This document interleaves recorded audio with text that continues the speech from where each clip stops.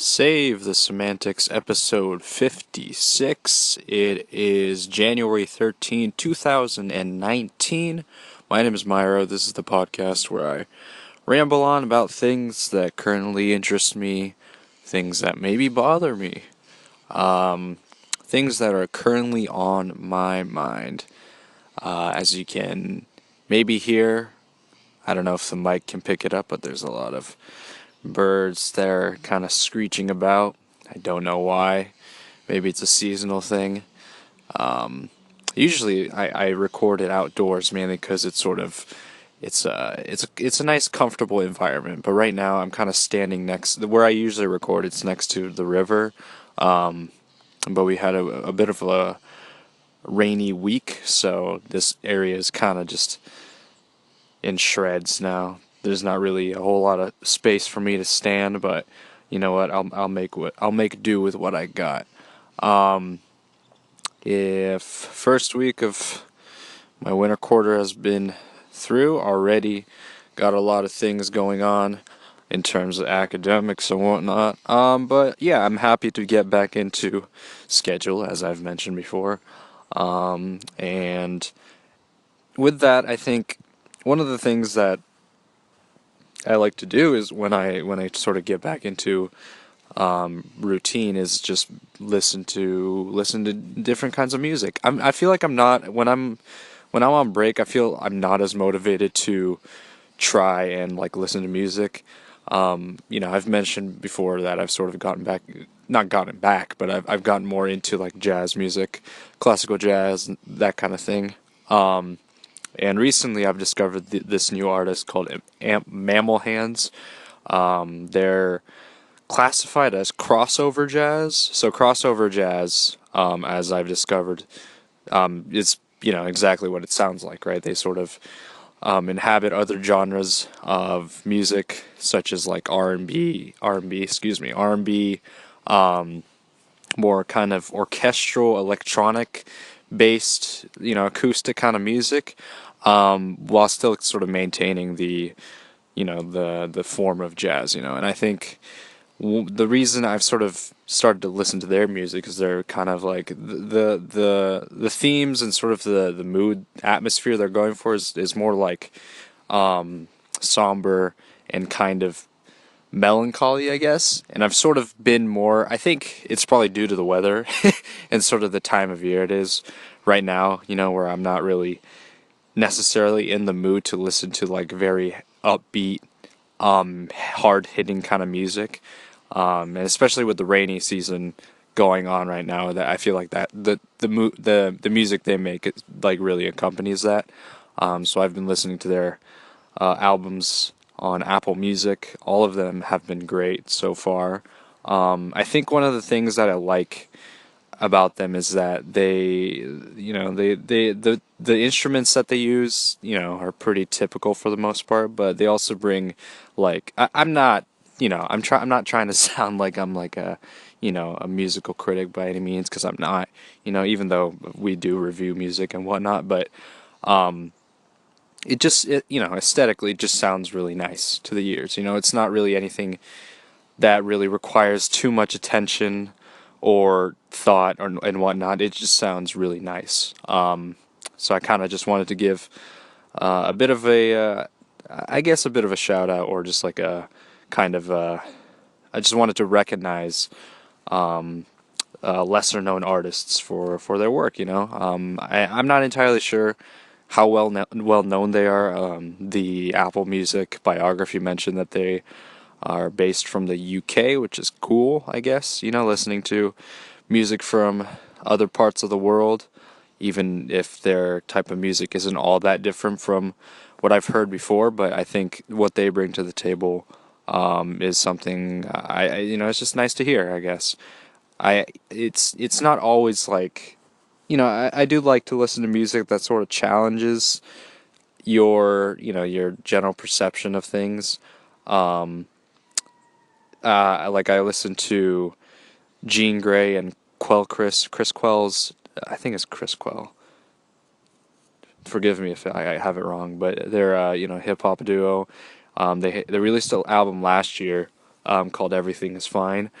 And I discovered their album through other notable reviewers on YouTube and stuff like Dead End Hip Hop. So I decided to check it out, and they did a lot of their type of music they make is very, I guess, abstract, experimental. It's not within the same vein as typical mainstream rap, as a lot of rap isn't like that. But the sounds and the themes that they bring to the table is very different from what you would necessarily see from other hip hop records, And I think I'm not entirely sure if it's something that I would go back and listen to again. It doesn't really have that replayability.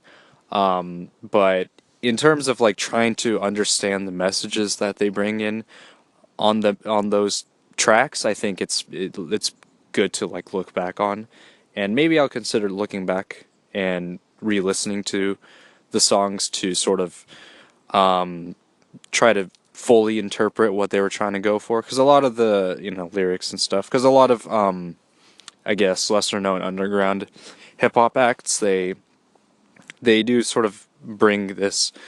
I wouldn't necessarily say like the lyrical miracle kind of thing, but they bring a lot of interesting topics in a more like obscure kind of way, where so it's kind of hard to understand what they're fully trying to say about a certain topic. Like, what does this title mean, and how does the lyrics they display relate to that title? So that kind of thing, and also just sort of the subtext and whatnot. Basic.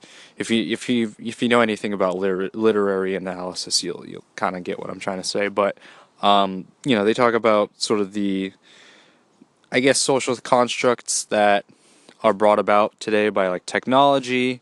There's the constant undercurrent, or I guess just current of how there's people saying that everything is fine.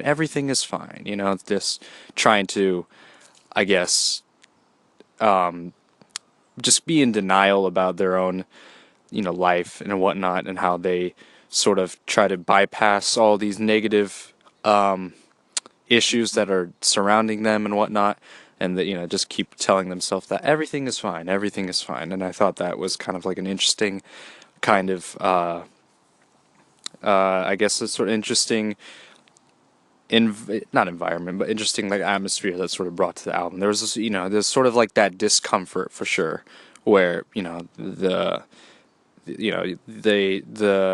duo sort of presents these kind of, I wouldn't say dark, but kind of sort of these morally gray kind of themes through the songs, and then they sort of break it up with these skits where you have people keep telling themselves that everything is fine. Though I think the album did sort of end on sort of a happier note, which is talking about despite these sort of tribulations that people go through on a daily basis, that there's something that you can sort of latch yourself onto, whether it's of like artistic merit or your own passion. I think there's definitely something that people can strive towards, even despite this heavy negative political climate, social climate, whatever you want to call it, associated within both the hip hop music industry as well as just in real life as well. Well, not real life, but just sort of people outside of that entertainment section of you know of a lifestyle, I guess. So I thought that was something. And my point is, as always, I try to retrack my point to what I was previously trying to say, was that, yeah, like I think I did recently listen to that because, I was intrigued by it. I've heard good things about that album, but I'm not, like, right now, I'm not really in the process of trying to listen to very socially conscious music. Sometimes I'm just in the mood to listen to things like Mammal Hands, where they present beautiful, instrumental, orchestral-esque jazz music, and they bring, they sort of fit the mood that I'm currently trying to embrace or whatever. So, this whole long tangent doesn't really mean anything. Basically, what I'm trying to say is that, the current mood that I want is what it will depend. The music that I want to listen to will depend on the mood that I'm in. That's basically what I wanted to say. So, just a little bit of a mini kind of synopsis of two different types of music that I've been listening to, I guess. Just in terms of like, the time of the year and the current mindset that I'm in. And another thing that I kind of wanted to touch upon today, I guess, is just sort of talking about. I guess one of the things. Sorry, there's probably going to be a bit of an audio clipping there. I accidentally paused it. Is sort of like my health. No, I don't know. I always talk. I always bitch about like getting sick and stuff and how miserable it is and whatnot. But I think more as of recent, I think I've started to care more about my health more than anything. I guess. I don't know. Maybe because it's like, you know what it might be. I think it might be like the advertisements that like all these Instagram and like even YouTube is like sort of pushing. And even this app that I'm using right now is like advertising like health products and stuff. So maybe that might be putting me in the mind state like, you know what, maybe I should buy some skincare or whatnot. No, but in terms of like, and I'm sure I've mentioned this before, but like the fact that we use something that we're always constantly looking at, and how our eyesight's going to be shitty and stuff like that, and I think, I mean, it could be due to the fact that my eyesight isn't great, is because it's genetics. A lot of my family members have glasses and whatnot, so that's probably the main reason. But I feel like another reason is just that we look at our screens so much that it affects our eyesight. And I know I should probably do my research before I start talking, as always, because I never do that, and sometimes I'm just lazy, and sometimes I just want to blab on about random shit that has nothing to do with what I'm actually trying to say. But I think that my prediction is that there's going to be an increase in health products that cater to improving eyesight, And I'm not talking just about glasses and whatnot, There's going to be like cheaper alternatives, or there's going to be like, of course, there's medication, Myro, that shit's been out forever, but there's going to be like this new current of, there's going to be like, because they already have like glasses, like gamer glasses and shit like that. And I think, more workplaces are going to like employ those kinds of things, where like if there's like a desk job and you're looking at your computer screen 24/7 or however long, people are going to be like, okay, well, people's eyesight are going to be shitty and whatnot. Or those jobs are going to get replaced by robots, those are always possibilities in the future. Like I've mentioned before, right now I'm reading this book called Stand on Zanzibar. Still in the process of reading it. I know it's been like, 3 months since I've had it, for just borrowing it, and I'm going through it. It's just hard to get around to it because I have other things that I have to do, and other things that I want to do, and the things that I want to do are play Smash Bros. Or watch Netflix or whatever.